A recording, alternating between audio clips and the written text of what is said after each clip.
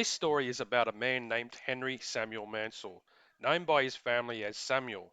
He married Malvina Field in 1877 and they had 6 children, and he was a bootmaker by trade, and they resided in Bathurst in New South Wales. Some 3 months ago, Mr. Samuel Mansell left for Sydney in search of work. His wife received a letter from him 3 days after to say that he had been disappointed and that he was returning. He sent his kit and clothing by train, and the family concluded that he was tramping over the mountains with the view of getting work at one of the other townships en route. This impression was confirmed by the fact that a few days subsequently a letter dated at Springwood was received, intimating that he was there and hoped to reach Lithgow by the following Friday. On the 25th of March, the Bathurst police had issued a warrant for Henry Samuel Mansell's arrest. He had not been seen since he had sent a letter to his wife in late January. The police interviewed Samuel's brothers, Edward and Thomas, and also one of his sons, Horace. Edward had last seen Samuel on the 11th of January, and he said he was going to Sydney. Thomas mentioned he saw Samuel at his residence in Newtown on the 27th of January. He left at 7 a.m. in the morning. He also mentioned that Samuel was last seen at Strathfield Station later that day.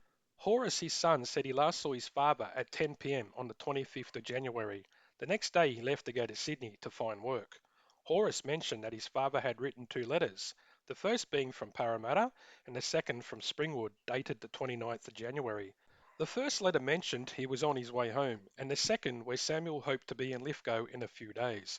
By reading this, the family understood that he was walking home. The mystery is, what happened to Samuel Mansell, and where is he?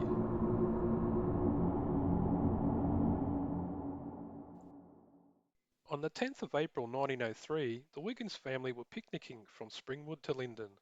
They were walking through Cliff Gully when they stumbled upon a dead body.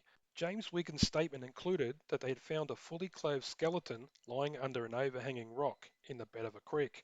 The head was detached about 5 yards away, and the body was lying on its back with legs crossed and left arm across the breast. They also found a pair of shoes 150 yards up the creek and a pair of socks lower down the creek. As it was too late to make it back to Springwood, they camped near the body overnight, and at first light, Walter Wiggins set off to Springwood to alert police. Constable Faunce followed Walter back to where the body laid and quickly searched the body for identification. He soon found some papers and a pocketbook. After reading the ramblings of a dying man, the constable soon worked out that the body belonged to Samuel Mansell. The finding of the coroner was as follows: that certain bones found in Cliff Gully near Springwood in the police district of Penrith, New South Wales, on the 10th day of April 1903 are the remains of Samuel Henry Mansell, who died on or about the 8th of February 1903 from exposure and starvation. The remains were brought to the Emu General Cemetery and interred there.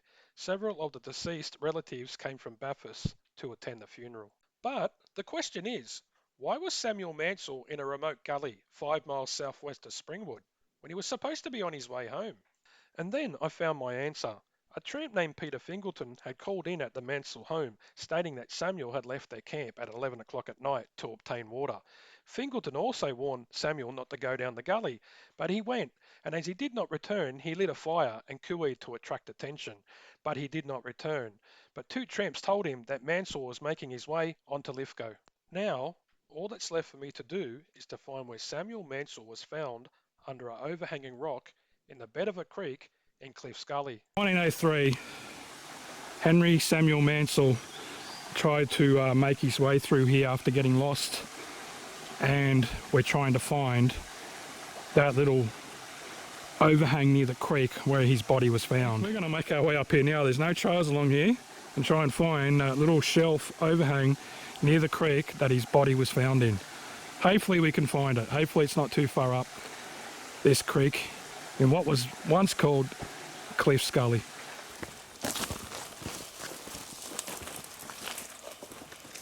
So we've probably come about 200 metres since the falls.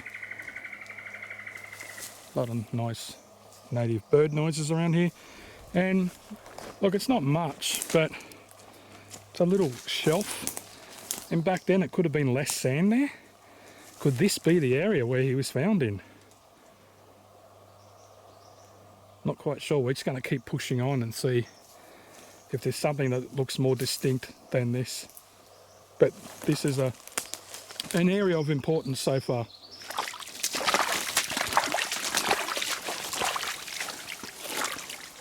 Big ass trees just falling down here. We're just walking straight up the creek. And then there's like an overhang right here. This could be it. Look at this. This could be it.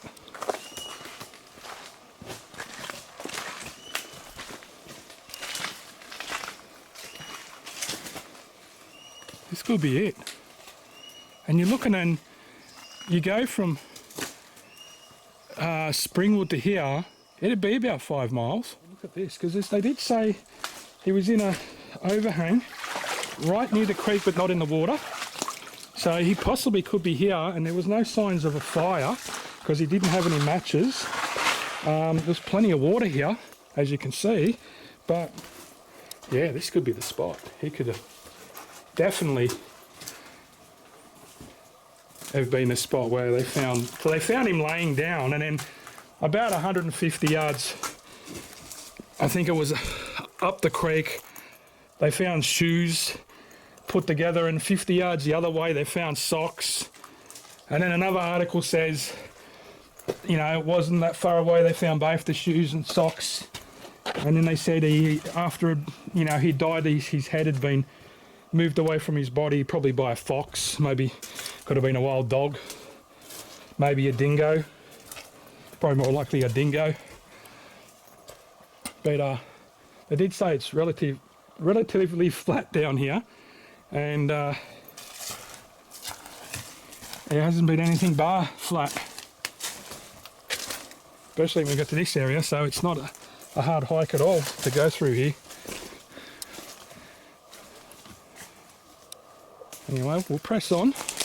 We'll see if there's any more overhangs. If we go another half a k and we can't find anything, I'm pretty sure that's where Henry Samuel Mansell passed away in. All I can say is wow. Look at this, guys. How awesome does that look?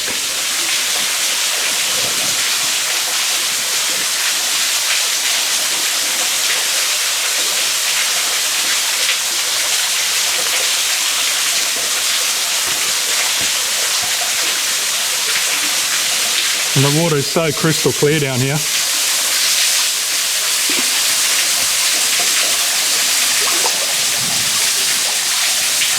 You go swimming right now. It's cold, but it's not freezing.